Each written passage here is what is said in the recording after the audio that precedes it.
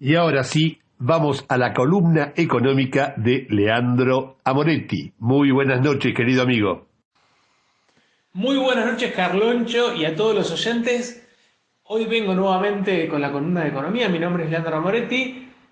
Le doy la bienvenida y le mando un saludo a Horacio y también a Piñetti. La verdad que, Carloncho, es difícil hablar de economía después del repaso de política internacional y de la nueva columna cultural artística de Horacio, pero bueno, voy a intentar no aburrirlos y aportar algo diferente. Esperemos que pronto podamos volver al estudio de Radio Universidad.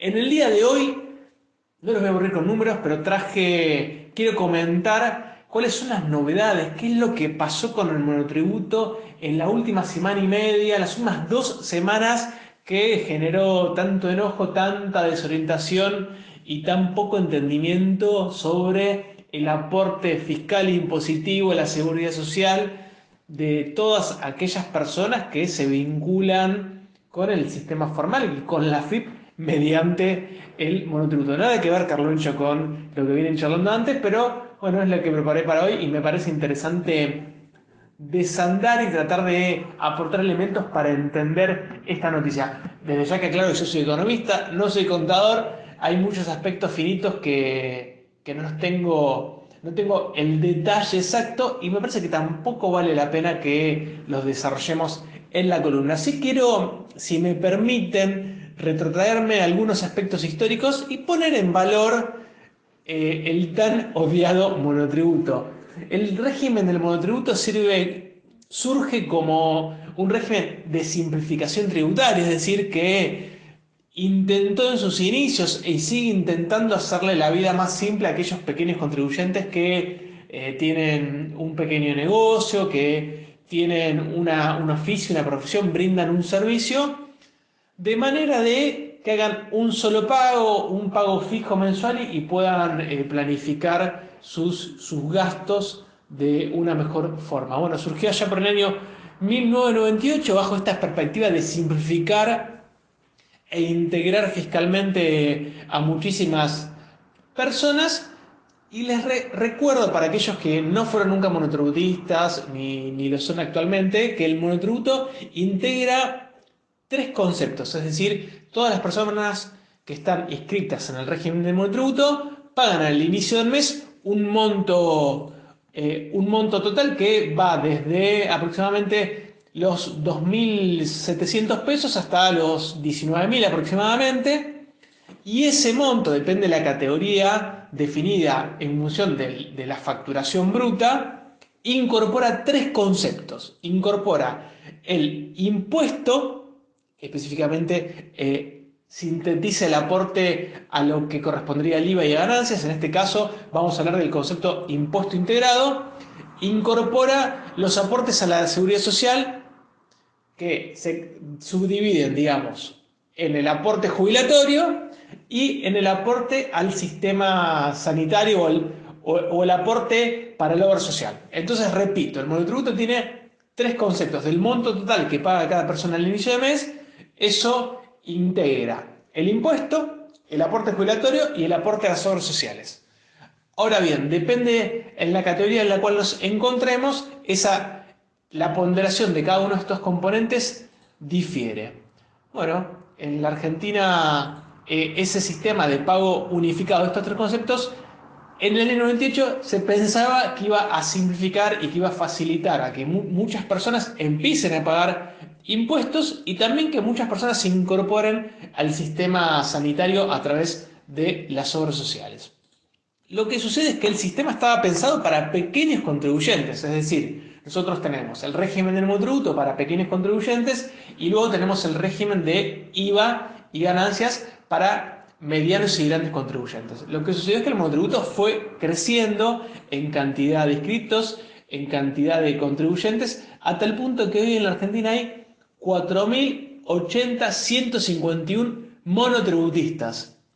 De esos 4 millones de monotributistas, repito, 4.080.151, la gran mayoría, es decir, la gran mayoría de inscriptos están en las categorías A y B, que son las categorías de menor facturación. Son categorías que se definen, tienen un tope en la actualidad de una facturación mensual entre 20 y 45.000 pesos. Es decir, la gran mayoría de los monotributistas está inscrito en las categorías de menor facturación, en categorías que definen a pequeños comerciantes, pequeños trabajadores que brindan sus servicios. Hay un gran porcentaje de monotributistas que en realidad brindan servicios y un porcentaje, en segundo lugar, de monotributistas que venden bienes, es decir, pequeños comerciantes.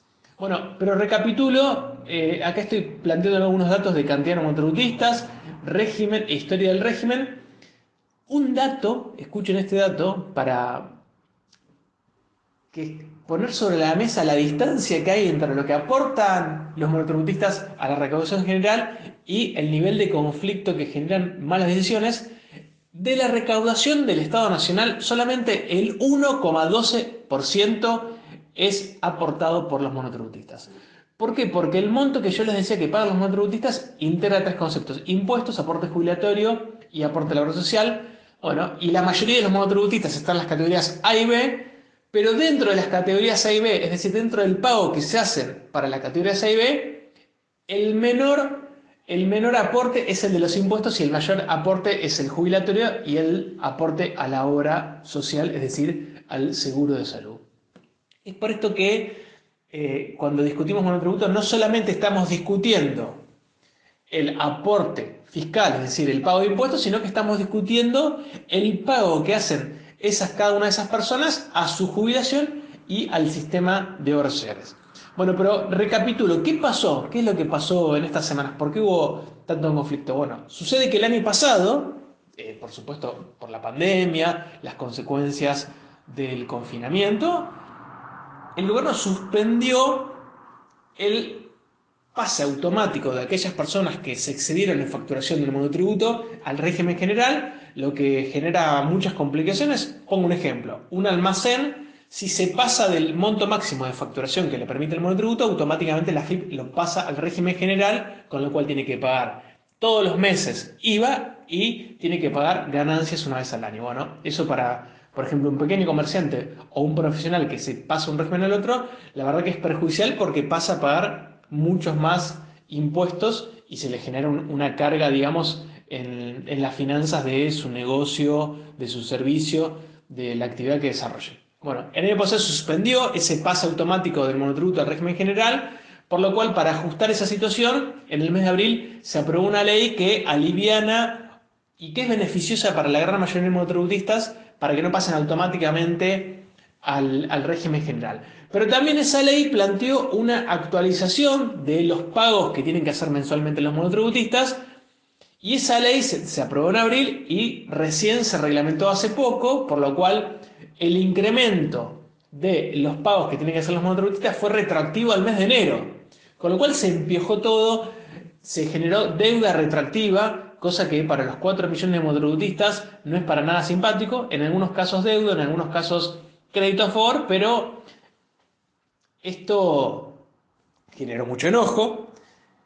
Ya el registro de la AFIP indica que hay una gran morosidad, es decir, hay muchos monotributistas que no están al día con el pago mensual de su aporte, y generó un conflicto político por un error que la verdad que era previsible y era esperable que se genere un conflicto en este punto. Hoy la situación económica no es para nada, no presenta márgenes de acción desde el punto de vista de la economía de los pequeños profesionales, de aquellas personas que brindan servicios, de aquellos pequeños comerciantes, con lo cual se generó mucha tensión y mucho enojo por parte de los 4 millones de monotributistas, y ante esta situación el gobierno nacional ha tomado nota del error, me animo a decir, y ha planteado un nuevo proyecto de ley que ha titulado de alivio fiscal para pequeños contribuyentes, y el proyecto de ley lo que va a hacer es condonar la gran mayoría de esta deuda, va a permitir estirar los máximos niveles de facturación que permiten las categorías A y B, que repito son las categorías más bajas y donde está aproximadamente la mitad de los 4 millones de monotributistas, y de esta manera permitiría un alivio para la gran mayoría de personas que factura los servicios personales que otorga y también para la gran mayoría de los pequeños comerciantes que están inscritos en el régimen del monotributo.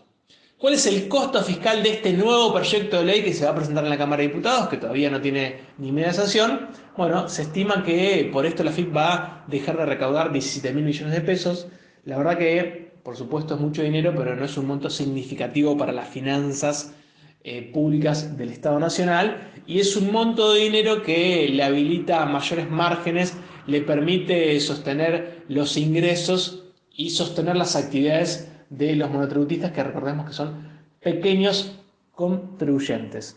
La verdad que hay un error aquí en el gobierno, una deuda retroactiva es algo totalmente cuestionable, Carloncho. Me parece correcta la corrección, pero también me parece que es importante mencionar la enorme cantidad de personas inscritas en el régimen de monotributo que en muchos casos esconden o esconden relaciones de dependencia, es decir, hay trabajadores en los cuales los patrones obligan a sus empleadores a que se inscriban en el monotributo y le pagan el monotributo, es decir, en muchas oportunidades o hay casos que me imagino que cada uno de ustedes conocerán en el cual el monotributo esconde una relación laboral que debería estar inscrita como una relación de dependencia. Un debate vinculado que les propongo, les adelanto, voy a preparar para otra columna, es el aporte a las obras sociales. Hoy el régimen del monotributo, actualmente los monotributistas deben pagar 1.400 pesos como parte del concepto destinado a las obras sociales, y eso les da derecho a elegir una obra social nacional. Son obras sociales sindicales, conocerán sin dudas alguna y muchas, y ese aporte les permite acceder al plan médico obligatorio. Ahí hay un debate porque, por supuesto, hay un sector de los financiadores, hay un sector de la seguridad social que financia la salud que plantea que eso es insuficiente. En muchos casos se ofrecen planes adicionales y en otros casos esos 1.400 pesos sirven para derivar los aportes para el sistema de medicina prepaga, ¿no? Para las famosas prepagas. Ahí hay un debate interesante, veremos qué sucede, si se incorpora algún tipo de reforma en este aspecto o no. Por lo pronto, el incremento retroactivo del monotributo va a ser corregido por este proyecto que presentó el oficialismo en la Cámara de Diputados. Repito, el proyecto se llama de alivio fiscal para pequeños contribuyentes y va a tener un costo de 17.000 millones para el Estado. Sin embargo, quienes se van a ver beneficiados son la gran mayoría de monotributistas que se encuentran en las categorías más bajas. Les recuerdo que tienen montos de facturación bruta menor a los 50.000 pesos mensuales, es decir, no estamos hablando ni de grandes comerciantes ni de personas que tienen ingresos muy, muy elevados. Otro dato, el dato desde mi punto de vista más importante, es que hubo un error previsible por parte del gobierno en una situación en la cual hay muchísima presión por parte de la oposición y la situación económica es apremiante. Bueno, Carloncho, llego hasta acá, espero no haberlos aburrido con el monotributo. Creo que a estas horas de la noche nadie tiene ganas de escuchar si aumenta o no el monotributo, qué pasa con las categorías. Siempre es un vocabulario propio de las BIP y de contadores, pero me parecía interesante marcar estos puntos y también poner en valor la corrección del error propio por parte del gobierno. Muy buenas noches. Nos escuchamos dentro de 15 días. Un abrazo, Carloncho.